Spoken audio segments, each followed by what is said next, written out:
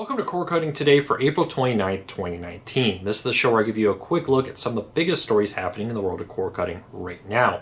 If you want to learn more about these stories, in the show notes down below, I'll put a link to each story. You can read about them for yourself, come up with your own opinions. I'd love to hear from you. If you're new here, hey, hit that subscribe button, hit that thumbs up. It really does help us because it lets YouTube know you're enjoying what we're doing here. And hopefully we can help you break free from the high cost of cable TV. First, hey, a quick update. I'm not at our office. I'm not at the Cord Cars News HQ. I'm in New York City for some press events. Viacom and others invited us to New York City this week as they all have their big annual press events where hopefully we'll get some early looks at what's happening and some maybe new streaming news. We'll have to wait and see. But wanted to let everybody know we covered the cost of our trip 100%. The plane tickets, the hotel room, the food, all that was covered by Cord Cars News. We were just invited out here along with many other news organizations. So your support of Cord Cars News by watching these videos or visiting the site without using an ad blocker makes this all possible. So special thank you to help us grow and continue to do more in-depth reporting on the world of cord cutting, streaming, and TV in general. So a special thank you. Well, let's dive into the news of the day and take a look at some deals right off the bat. PlayStation Vue is still on sale for a limited time. Their core plan right now for the first 2 months costs just $39.99. This is a $10 a month savings for the first 2 months. And the great thing about cord cutting is there is no contract, so you can jump around. And if this is a package that gives you everything you want and it's on sale, hey, take advantage of it. A few months, you can always switch back to something different. So I wanted to share that deal with you.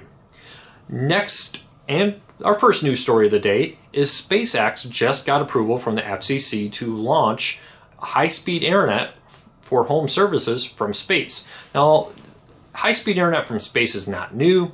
There's been HughesNet and others doing it for some time, but they've been what's called high orbit or higher orbit, where their bandwidth and the internet speeds are kind of slow, to be honest with you.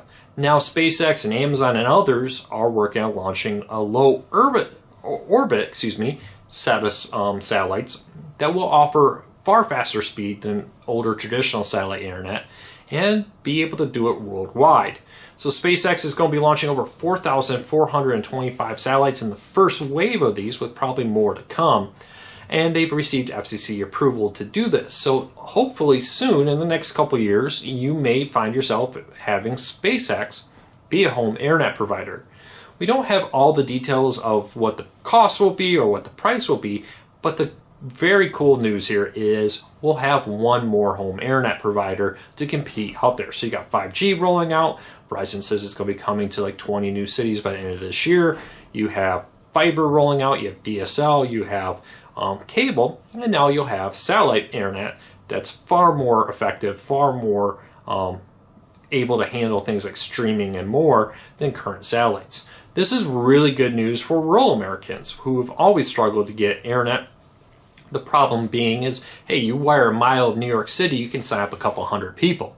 You wire a mile of very rural America, and you may not have any customers in that mile. You may go 5 or 10 miles and just sign up a couple people. That's why rural America has always struggled compared to other markets where there's a more dense population, because people are willing to invest more where they're going to get bigger signups. That's why 5G and other things are launching in cities like New York before they launch in smaller markets. So keep a very close eye on this news. SpaceX is not the only one. Amazon's also doing it, and a few other companies are looking into it also. So keep a close eye on this. It'll be very interesting to see what happens a few years from now when cord cutting continues to grow and expand, and the demand for home internet, not from DSL, not for cable, is high, and it's only going to get higher. So fingers crossed. I'm very excited about this, if nothing more for rural Americans and for the idea that it's one more competition to put pressure on cable and DSL out there. Next story of the day right now is cord cutting is becoming popular in Europe. Europe has been one of the last holdouts where cable was doing very well. What we've seen is a significant drop in the growth of cable, similar to the significant drop we saw about 10 years ago in US cable. And then it just kept dropping and then got to the point where they were losing subscribers. While cable's TV's growth in Europe went up just 1 0.3%, with the UK leading the charge for a move into cord cutting. So it's going to be very interesting to see what happens with this and how quickly this happens. With Europe turning into a cord cutting friendly market where more and more people are saying, hey, cable TV is just not worth it, that will continue to put pressure on TV studios who had counted on international markets to help cover the losses here in the United States. Well, if the international markets are also losing, that will continue to force people like cable or TV studios to say, hey, we have to find ways to offer content in maybe new and more interesting ways to cord cutters. So this is good news for Europeans, because as there's more people streaming, that means more streaming services come to fill the gap. You've seen that in the United States. Hey, the Disney is seeing a huge drop in the number of subscribers.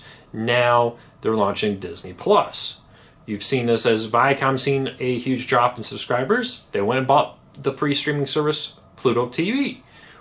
How will companies react to the growth of cord cutting in Europe? We'll have to wait and see what happens. But what we can tell you is cord cutting is growing in Europe. It's going to continue to grow in Europe, and this is going to have an impact here in the United States and around the world as it removes one more market for cord cutting companies to, or for cable companies to try to offset losses in the United States. Don't mind the emergency vehicles driving by. Unfortunately, being in a hotel is just not much I can do about that today, but we'll be back in the studio before you know it. All right, let's keep moving. My question to you is, are you in Europe? I know we have a good number of European viewers and readers. Have you cut the cord? What are you using? What are some popular streaming services in Europe? I would really love to hear from you. I know a lot of you watch. I can see those little demographic reports, and I'd love to hear your cord cutting experience. All right, next story up the day. There are 3 different types of cord cutters, and there's probably more, but I kind of break them down into 3. And if you've watched these videos or you read Cord Cutters News, you may have heard me talk about this before, that there's no one size fits all for cord cutting. With cable, they'll say, hey, you know, we got these 3 packages, you got to pick one of these 3 packages, and tough luck. I remember when ESPNU was kind of new. Well, the only way to get ESPNU in where I lived to watch my football, I had to get like the most expensive. It was like $149 a month. And I didn't want any of the other channels. I just wanted ESPNU. The great thing about cord cutting is there's so many options. You can build the package that's right for you and get what you want. And that is something I really want to talk about here, because we get the arguments all the time. You know what, Luke, the only real type of cord cutting is this, or the only type of cord cutting is that, or the way I do cord cutting is what everybody should do. And the reality is that may be a good cord cutting solution for you. YouTube TV may be what you want. An antenna with some DVDs may be what another person wants. That's great. If it works for you, nothing wrong with that. But just because it works for you doesn't mean it works for everybody. So I kind of break cord cutting down into 3 different types. And these are the way people primarily watch content. Now, just because you may primarily use a live TV streaming service doesn't mean you may not also use Netflix, Hulu, and Amazon. It just means your primary focus with cord cutting, your primary service that you use is a live TV streaming service. So let's kind of break down the 3 different types of cord cutters out there and cord cutting in general. Number 1, I call it type 1, is the live TV streamers. These are people who want to replace cable with a very cable-esque service. So they may, for example, go and get a Hulu Live or YouTube TV, Sling TV, etc., and that's their primary way of watching TV. Now, it doesn't mean they may not have an antenna. It doesn't mean that they may not use Netflix. It just means the primary way they're cutting the cord or planning to cut the cord is through a live TV streaming type service. So keep that in mind, that may be their primary goal there. The other facet here is that is not the largest. We actually find that the vast majority of cord cutters don't subscribe to a live TV streaming service, though we do find the vast majority of new cord cutters start off there, and they may move into another type, which I'll explain in a minute.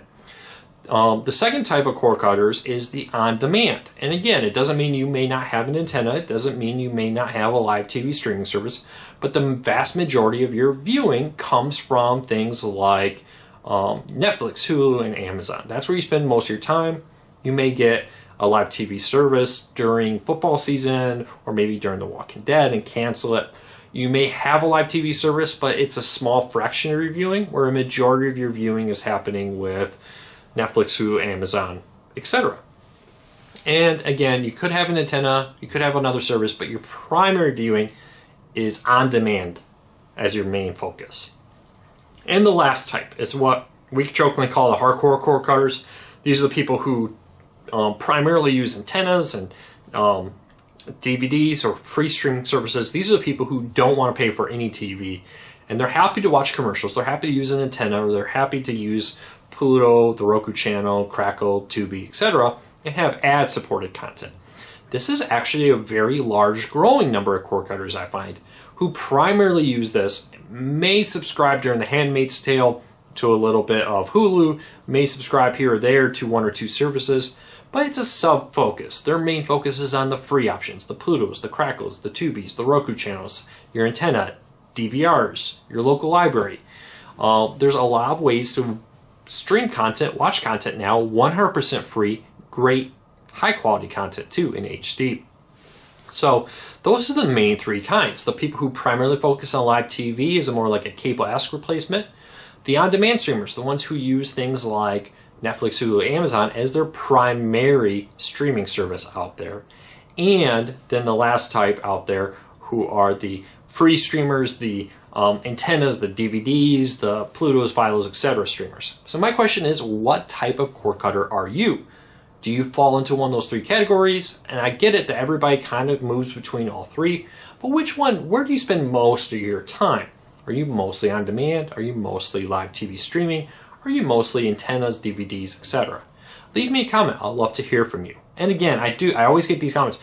Well, Luke, I'm all three. I use all three. Yes, but which one do you use most? Which is your primary focus, is what I'm asking. All right, last group of stories is some DIRECTV Now news. There was a lot of news about DIRECTV Now over the weekend. First off, DIRECTV Now is giving a one-time $10 credit to some DIRECTV Now subscribers. In an email sent to a handful of subscribers, they notified them that they may not have received an email about the price hike that went in on their last bill, and they weren't properly notified of that price change. So AT&T is issuing them a $10 one-time credit to make up for the fact that they may not have received a proper notification from AT&T about the DIRECTV Now price hike. And going forward, though, they say that their price will go up to the new $10 price hike in their May bill. If you are one of the people who never got an email about your price hike, check your email. You may have a $10 credit coming from DIRECTV Now that will offset that. That'll be very interesting to hear how many people got that. If you got it, leave us a comment. I'll really love to hear how widespread that was. Was it just a handful of people? It was widespread enough that people reached out to us to let us know it was happening. So it was more than just a couple people. Leave me a comment. I'd love to hear how many people lost access to or get a $10 refund. Excuse me. Next story up of the day, and I don't think there's been any updates on this. Maybe updates by the time I post this video. That would be my luck. So check out Core Cars News for updates. But DIRECTV Now may be losing A&E networks, which includes the History, Lifetime, and others. AT&T and A&E Networks, which is the parent company behind all those networks, has announced that they are in the middle of a contract renegotiation. They have until midnight tomorrow to strike a deal, or A&E Networks will be pulled. Now, a few things happening. This happened with Viacom recently. Viacom agreed to give AT&T an extension, and it allowed them to keep Viacom channels on there as they negotiated. Typical arguments you always see with these when they're cable or streaming. Both sides basically point to the other and saying they're not acting in good faith. They're not really being serious in the negotiations. It is very possible that A&E Networks will leave, maybe not come back. You've seen that become a popular trend recently in cable with things like Univision and HBO leaving Sling recently, not coming back. Now DIRECTV Now is facing another round in just a few weeks where they may be losing channels, maybe as soon as tomorrow. We'll have to wait and see. Now, very little is known. Both sides are very close to their best in what's happening, but they are talking and they are communicating apparently, which is good news. There are negotiations happening. Hopefully, we will find out in the next few weeks what's happening here, or the next few hours, I should say, what's happening. If we do, we'll be posting updates over at corecarsnews.com. So please keep a close eye on the website and let us know what you think. I'd love to hear from you. If you lose A&E Networks from DIRECTV Now, will you be canceling? How important is this? Will you give them a grace period, especially if you're grandfathered and don't want to lose your grandfathered status? Will you give them a couple weeks into your next billing before you cancel? I'd love to hear what your thoughts are. The good thing about cord cutting is if they do drop it and it's important to you, you can easily just say, hey, I'm going to go to another service that offers A&E. So check this out. I'd love to hear from you on how important A&E networks are, which network you may miss the most, and what you think of AT&T's apparently very aggressive negotiation tactics. Well, there you go. There is Cord Cutting's daily update for April 29th, 2019. If you're new here, hit that subscribe button, hit that thumbs up. If you've been here a while, ring the notification bell so you don't miss any of our videos. We got some big plans, big things in the works out there. Leave me a comment. I'll love to hear from you on what you think of these stories. And check back as we will be posting news from the Viacom event later on today once we've attended it. So thanks for your support. I will see you tomorrow right back here in New York.